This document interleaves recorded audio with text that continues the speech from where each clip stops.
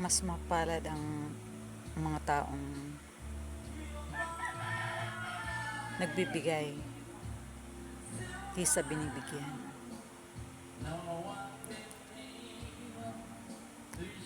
Yung blessing ng Lord sa kanila dahil mababait sila, mapagbigay, matulungin sa kapwa, hindi nauubos.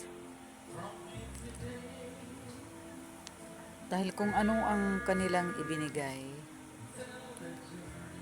yun din ibabalik sa kanila ni God, sobra pa sa ibinigay nila. Ang sino man naniniwala nito, mayroon dito. Ang sino mang hindi naniniwala nito, wala dito.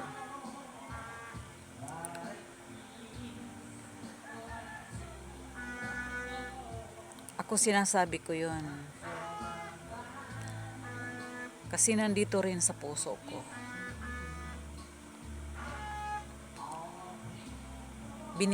Binabanggit ko ito para sa inyo at para malaman nyo na napakabuti talaga ang meron kakayahan tumulong sa kapwa. Ang blessing ni Lord sobra-sobra pa.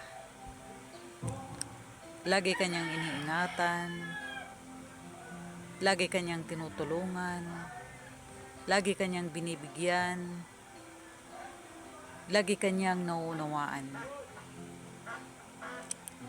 Ang meron dito,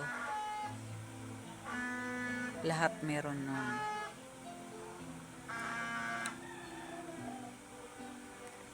Kaya, mga kaibigan,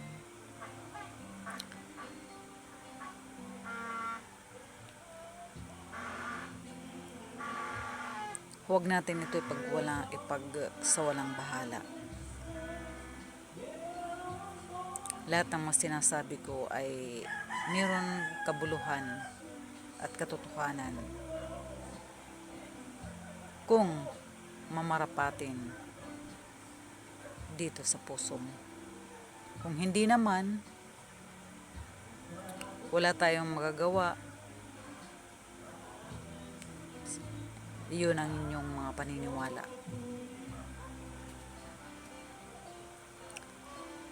Ang sinasabi kong ito mula sa Panginoon Diyos. At hindi lang ito galing sa akin.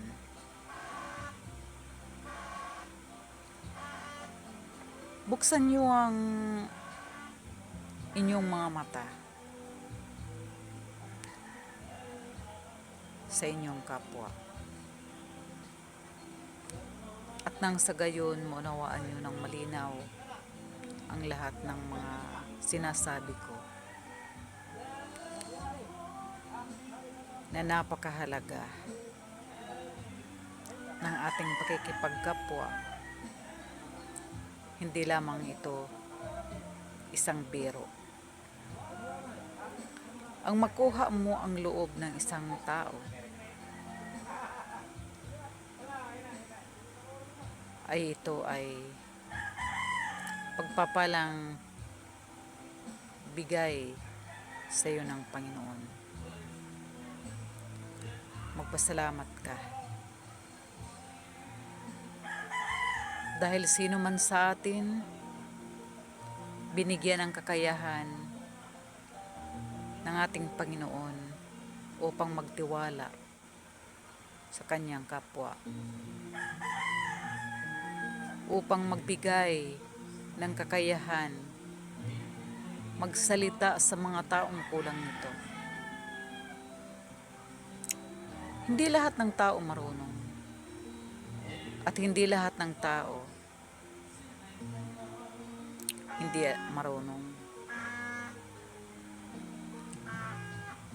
Ang binabahagian nito ay yung mga taong may kakulangan sa kaalaman. Ang Panginoon ay laging nandyan, nakabantay sa ating mga ginagawa. Tinitingnan niya ang mabuting ginagawa natin sa ating kapwa.